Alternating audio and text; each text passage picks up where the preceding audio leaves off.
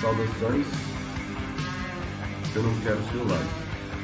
Meu nome é Murilo e eu quero distrair a loja. Estava falando sobre o conhecimento do bem e do mal. Sobre uma síntese que é possível ser feita entre duas perspectivas opostas. A gente vem vivendo na história como se fosse um pêndulo, que parte de uma época de iluminação, uma época de conhecimento, onde as pessoas se compreendem, elas progridem em processo, elas conseguem viver bem em harmonia, e uma outra época em que elas entram em discórdia, entram em confusão, em caos. É como se elas tivessem sempre opiniões opostas e tentando impor verdades absolutas. Quando na verdade, a verdade ela é uma somatória de todas as perspectivas, para que as pessoas elas consigam compreender a realidade, a verdade da forma como ela é. Elas não podem partir de uma interpretação individual da realidade, porque ela sempre vai ser limitada partindo de uma interpretação do ego, partindo de uma consciência egocêntrica. Para conseguir alcançar uma interpretação aproximada da realidade, que seria uma interpretação do presente, uma vivência plena do presente, seria preciso juntar, fundir as perspectivas da dualidade. A nossa mente ela funciona de duas formas. Ela funciona de uma forma emocional, uma forma abstrata e uma forma racional. A realidade, as sensações, elas são tudo que existem, porque elas são a matriz da consciência, elas são a base da consciência. Então elas são um ser de fato. O ser para ser, ele é consciência pura, então ele simplesmente sente, ele é sensação pura. Só que para que ele consiga fugir daquele mesmo ciclo repetitivo de sensações, então ele cria os pensamentos por meio dos 5 sentidos, ele capta informações da realidade de forma fragmentada, interpretações fragmentadas da realidade, e assim ele tem a liberdade de criar infinitas interpretações das mesmas sensações. Por isso a gente tem situações cotidianas que nunca se repetem, porém nas sensações elas estão sempre se repetindo, trazendo déjà vus, por exemplo, que dão a sensação de já termos vivido algo no passado. Quando tudo que já vivemos é a sensação que está se repetindo continuamente como um ciclo. E a mente racional, ela vem, ela interpreta por meio dos sentidos essas sensações e ela cria interpretações racionais, desenvolvendo por meio da geometria toda a nossa realidade física, toda a nossa interpretação egocêntrica da realidade. A ciência e a religião, elas já foram unidas.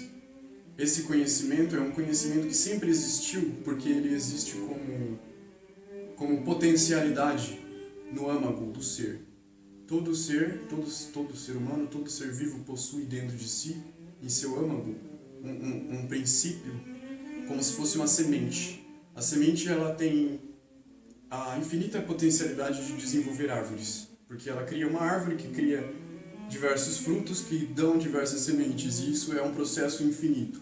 Então, a informação que existe na árvore, ela está contida na semente, não só daquela árvore, como de infinitas árvores. Então, esse princípio é o que deve ser alcançado. Esse princípio, quando a gente alcança a consciência desse princípio que existe no nosso âmago, a gente começa a perceber a realidade de uma forma confusa, porque a gente começa começa a perceber uma parte da realidade que foi chamada de diversos nomes. Foi chamada como Cristo, foi chamado como éter, foi chamado como a caixa, foi chamado como luz astral, foi chamado como Espírito Santo, enfim. As interpretações são diversas. As religiões criaram interpretações diversas porque elas se basearam no aspecto negativo, feminino, aspecto de sensação, aspecto abstrato, aspecto emocional. Por isso as religiões elas se apegam mais à fé, mais à sensação. As pessoas elas sentem, por isso elas se apegam àquilo e elas acreditam que aquela é a verdade. E a ciência, ela já partiu mais para o lado racional, tentando criar interpretações racionais. Então ela se baseia mais em dados, mais interpretações lógicas. Então são duas interpretações que aparentemente seriam opostas, porém que na realidade se complementam. Elas deveriam se complementar, sendo opostas, criando uma síntese. Uma síntese. Eu falo disso na primeira parte do conhecimento do bem e do mal, sobre a síntese, na primeira e na segunda parte, que é possível ser feita de todas as interpretações da realidade.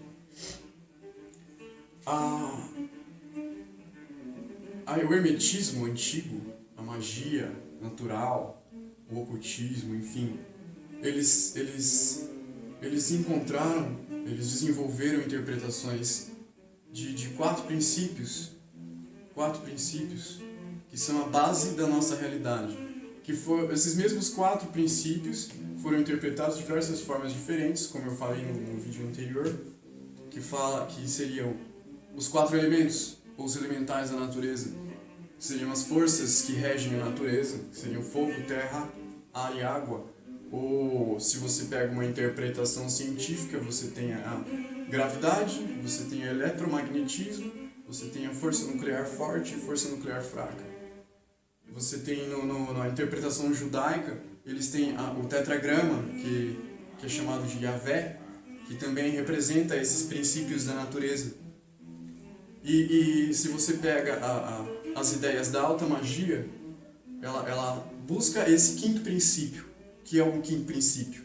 É uma síntese desses quatro, que seria um possível controle desse eu sou, que seria esse Yahvé, que seria as forças da natureza, a energia da natureza. E a alta magia, ela prega o éter, o quinto princípio, a síntese, o espírito, como acima dos quatro elementos, acima dos elementais, acima da natureza. Então o homem ele tentaria controlar a natureza por meio da razão, por meio da lógica, por meio do controle das sensações, que são ali os quatro princípios. E você teria a baixa magia, que estaria relacionada já à Umbanda, à Candomblé, ao xamanismo em si, e outras, até o próprio catolicismo, que cultua os santos e tal.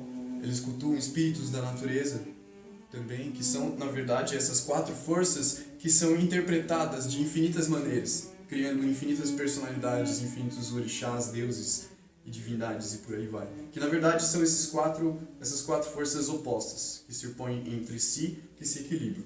Aí eles colocariam os elementos acima do espírito, fazendo com que o espírito fosse controlado pelos elementos. Aí seria uma questão mais egóica, uma questão mais material, uma prática mais voltada para se alcançar objetivos terrenos, materiais. Já a alta magia, que seria a razão, partida mais para a razão, seria algo mais aéreo, algo mais focado na imaginação, no pensamento, que seria mais relacionado ao divino, ao mundo espiritual, que é eterno. Porque na sua mente você tem essa capacidade de fragmentar o tempo e criar linhas temporais paralelas de forma infinita. Por isso você tem acesso ao divino. Porém, eu acredito que tanto a alta magia ou a ciência, a racionalidade, sozinha, isolada, ela é errônea, ela é incompleta, na verdade. Não diria errônea, mas sim incompleta, porque é um fragmento. E a baixa magia, que seria a religião, as sensações, a parte mais sensorial da coisa, a parte mais material, mais voltada às emoções, ela também seria incompleta. Porém, o objetivo da consciência seria equilibrar ambas, alcançando um equilíbrio entre a dualidade, entre o bem e o mal, entre o positivo e o negativo, entre a mente divina, eterna, racional, e a mente terrestre, a mente terrena, sensorial. Essa ciência é uma interpretação minha, uma síntese minha de diversas outras coisas, outras ciências, outras interpretações, que é um processo que produz um desenvolvimento contínuo de conhecimento, sempre trazendo a sensação da coerência, que é a verdade em si, que é a verdade no presente. Você vê uma coisa, você sente a coerência naquilo, aquilo é a verdade. Por isso você não pode se basear ou só na razão ou só na sensação. Porque se você se baseia só na sensação, você vai achar que a verdade é só o que você sente. E se você se baseia só na razão, você vai achar que a verdade é só o que você pode provar, o que você pode ver e tal. Quando na verdade, a realidade ela é muito mais diferente do que a gente imagina. A gente tem em diversas culturas, diversas religiões, diversas filosofias, o símbolo da cruz, que é um símbolo muito utilizado. Esse símbolo, a cruz como base quaternária, ela também é dual, ela tem duas hastes. A gente tem a haste vertical, que pode ser uma analogia ao mundo inteligível de Platão, o mundo das ideias, o mundo eterno, onde tudo é eterno, o mundo racional, o mundo da mente, o mundo dos pensamentos, o mundo divino, o mundo da alta magia, o mundo da ciência. E a gente tem o mundo material, o mundo terreno, o mundo terrestre, representado pela haste horizontal, representado pelo mundo das sensações, que foi muito pregado pelas religiões, de todas as religiões, independente da crença, independente de suas interpretações, que se baseavam nos elementais.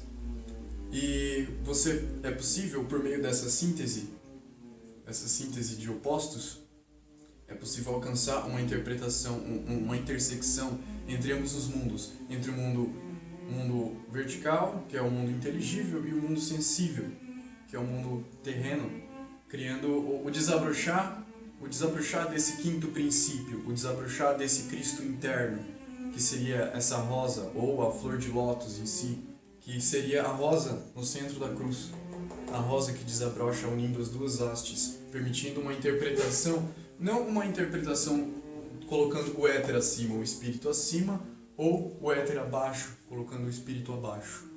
Vai ser uma interpretação onde você vai se posicionar de forma central, você vai se crucificar nas perspectivas opostas. Você vai ter uma interpretação de bem e uma interpretação de mal. Interpretações boas, experiências boas, uma partes boas da vida, experiências negativas, experiências ruins, desagradáveis, sensações desagradáveis, momentos desagradáveis na vida. Quando você faz uma síntese, que também pode se relacionar a uma opinião de uma pessoa com a de outra pessoa, quando você faz essa síntese, que se baseia no momento presente, essa síntese produz o desenvolvimento de conhecimento, que te faz acessar essa matriz, esse Cristo interno, que é onde está armazenado toda a informação, que é a luz astral, o éter. A ciência chama de radiação de fundo do Big Bang, eu acho que é isso, não sei. Enfim, é como se fosse um eco de fundo do universo, que possui toda a informação, tanto de passado, presente e futuro. O que vem acontecendo é, nós pessoas estamos passando num período temporal do pêndulo, em que ele está saindo da parte desequilibrada, da parte confusa, está entrando na parte consciente, em que ele vai alcançar um momento de luz, de iluminação, assim como no iluminismo, saindo pelo renascimento da Idade das Trevas. Esse processo de expansão de consciência foi interpretado pela filosofia hindu como a ascensão de Kundalini.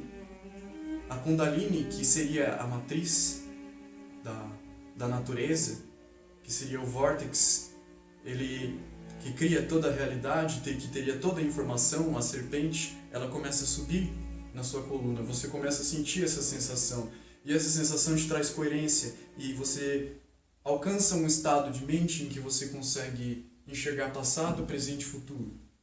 O que acontece é que quando essa consciência desperta, você cai em todo o karma da humanidade, porque lá tem toda a informação.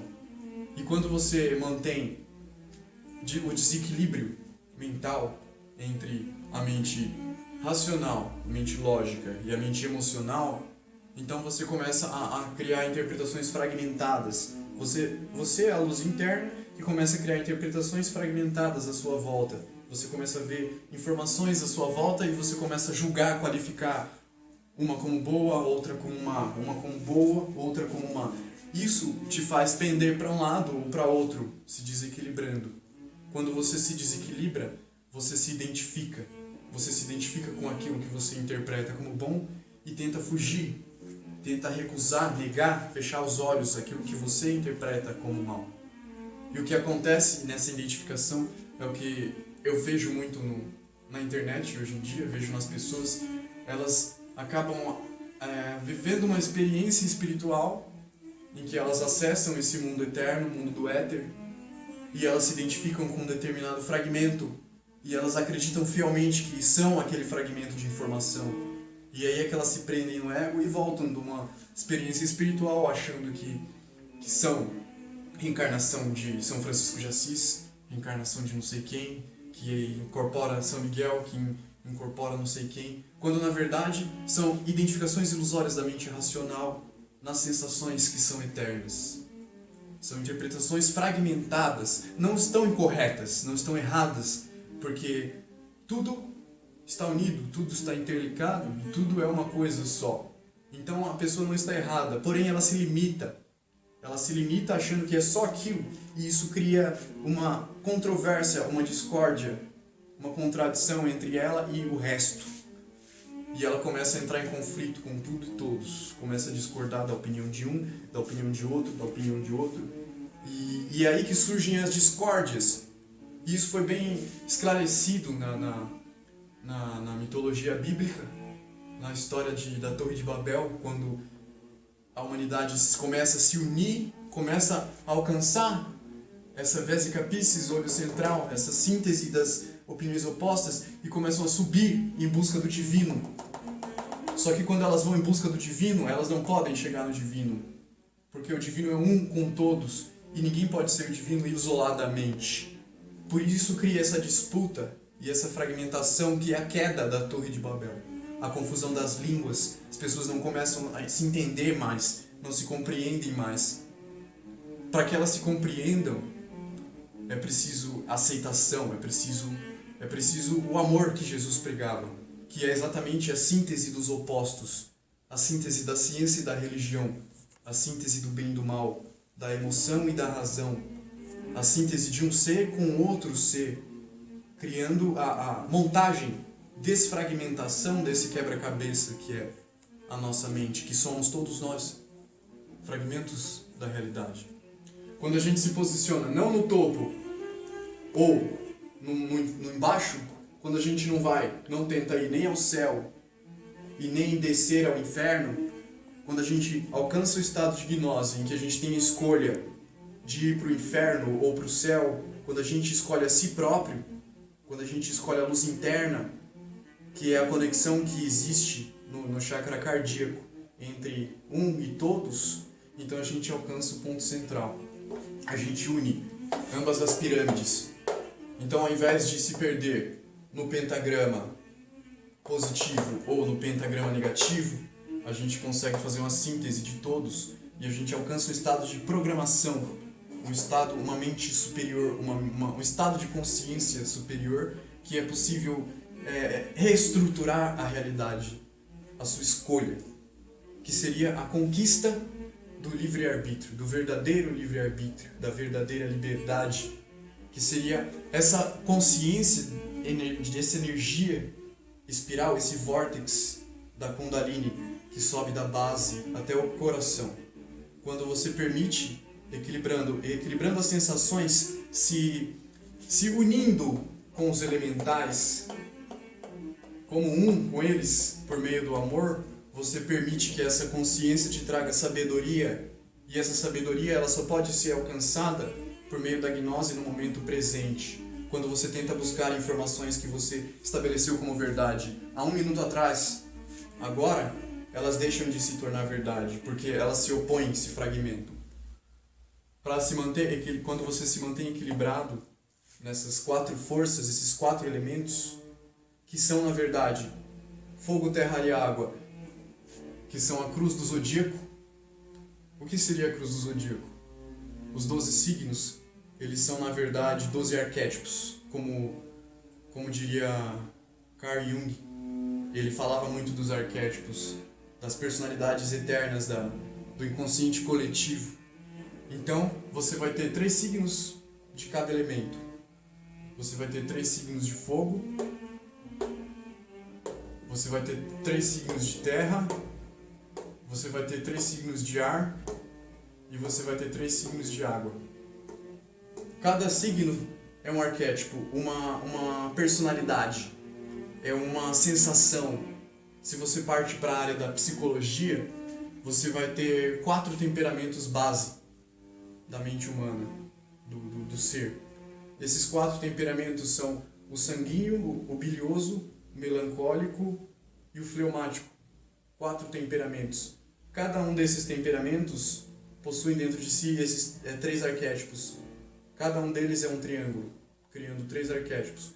Quando você se desvencilha da influência astral, que é esse controle que os elementais tentam ter sobre você, que é Yahvé tentando te controlar, que é a natureza tentando te manipular, te controlar, você se une com ela, você compreende a visão dela, você compreende a percepção dela e você se une com ela, você se torna um com ela. Você monta um pentagrama perfeito que é dual, porque nós somos físicos, o mundo físico é dual. O pentagrama dual você alcança o 10. Aí você tem na programação da informática, do computador, a informação binária, programação binária, que programa tudo no computador e cria qualquer coisa. Da mesma forma, a mente é capaz de fazer isso. Por isso que a tradução para o nome Yahvé, do hebraico, é eu sou o que vier a ser. Porque eu sou o que sou agora, o que fui no passado e o que serei no futuro. Eu sou uma síntese de tudo isso. E eu posso escolher, eu posso ter a liberdade em ser o que eu fui no passado, ou no presente ou no futuro. Porém, a escolha mais sensata não é se fragmentar, se opondo ao restante, se opondo à natureza, que seria a inversão. Mas você vai se equilibrar e você vai alcançar a pedra cúbica. A pedra cúbica, você vai sair da influência do seu signo. Por exemplo, você é de Virgem, você tem uma influência temperamental virginiana, você vai se desvencilhar dessa influência astral que você tem, você vai sair do plano astral e você vai alcançar um plano superior, uma perspectiva central em que você vai unir todos os elementos em um só, todas as personalidades em uma só, todos os eus fragmentados em um só. Então você se torna o 13º signo, você se torna a serpente, você se torna o rei Arthur, que é auxiliado pelos 12 arquétipos, pelos 12 cavaleiros da tábua redonda, pelos 12 signos. Você se torna o Cristo, que é auxiliado pelos 12 apóstolos. A vida em si é uma batalha individual, é uma guerra individual. A guerra do Apocalipse não é uma guerra coletiva, porque se a gente exterioriza essa guerra, a gente se desequilibra e causa o caos e a queda da consciência. Essa guerra do Apocalipse é uma guerra interna, em que a gente deve aprender a mergulhar no nosso inconsciente, no nosso interior, aprender com ele, com as opiniões fragmentadas que existem dentro dele, que são as influências astrais, as influências das paixões, aprender a uni-las, fazendo uma síntese de todas elas, de todas as personalidades ocultas que existem dentro de nós, todos os eus fragmentados que existem dentro de nós. Assim a gente alcança a 13ª perspectiva. A 13ª perspectiva, que seria a síntese de todos os signos, a síntese do zodíaco. Você sairia da roda de Sansara, você alcançaria o eixo. No eixo você enxergaria o giro das sensações, você sentiria todas elas, boas e más. Você veria as informações boas e más. Você teria acesso ao tudo e o nada. Você conseguiria trazer para a realidade aquilo da sua escolha, aquilo da sua liberdade. Mas para que isso aconteça, é preciso que você busque esse conhecimento gnóstico que existe dentro de você, um conhecimento individual, e você consiga traduzir isso, independente da forma que seja, por meio da arte, por meio da ciência, por meio da religião, por meio de desenhos abstratos, independente de como seja filosofia. Você aprender a trazer isso e você aprender a sentir e interpretar também a gnose do coletivo, a gnose das pessoas, a interpretação das pessoas, permitindo uma síntese contínua, uma destruição e reconstrução contínua do conhecimento e da vida. Essa é a verdadeira alquimia que transforma o bem em mal e o mal em bem. Te dá liberdade de escolha. É o conhecimento trazido pela serpente do Jardim do Éden, que é o conhecimento do bem e do mal. É o conhecimento que te faz abrir os olhos e se tornar como Deus. Foi exatamente o que aconteceu com o apóstolo João na revelação do Apocalipse. O anjo chega para ele e fala para ele escrever 7 cartas, entregando as 7 cartas para as 7 igrejas. Quando na verdade aquilo foi uma experiência espiritual que ele teve, uma gnose espiritual, que foi quando ele alcança a percepção da luz astral e ele se perde nas interpretações racionais e cria toda aquela fábula incompreensível que é o livro de Revelação, que na verdade foi ele sentindo Kundalini acessando os 7 núcleos da consciência, que são as 7 igrejas, permitindo a ele uma visão total da realidade, fazendo com que ele alcançasse o trono de Deus. Que é assim como fala, não só a revelação dele, mas como a de Isaías, de Ezequiel e de outros, ele chega no trono em que existe um cristal central, que é exatamente a pedra filosofal, a pedra cúbica, rodeada por 4 querubins. Esses 4 querubins são exatamente esse Yahvé, esses elementais, fogo, terra, ar e água, os espíritos da natureza, que são na verdade todos um só em perspectivas diferentes. Quando se olham de forma fragmentada, são distintos. Porém, na perspectiva central, que é o trono de Deus, o cristal, a pedra filosofal, ela percebe todos como um só. E ela percebe a realidade como uma só. E aí é que vem a sensação de plenitude. A plenitude. A liberdade da escolha, do ego, em união com a plenitude e a totalidade da consciência cósmica de Deus. Esse seria o Cristo, o Cordeiro sentado no trono de Deus. Essa perspectiva é que é a verdadeira alquimia. Quando você, por meio das 7 perspectivas, que são as 7 vibrações da matéria, da energia que se densifica como matéria ou se sutiliza como espírito, são as 7 frequências que se unem em uma só, permitindo um giro da consciência em todas elas, independentes de serem interpretadas como boas ou más. Na verdade, são todas perspectivas necessárias para que a gente viva experiências infinitas e novas continuamente, trazendo a sensação de coerência, que é exatamente aquilo que a alma humana busca. Fazendo isso, a gente une a tríade superior da mente lógica com a tríade inferior da mente sensorial, da mente abstrata. E a gente alcança o trono, a gente alcança o olho de Lúcifer, o olho de Horus, a percepção do bem e do mal.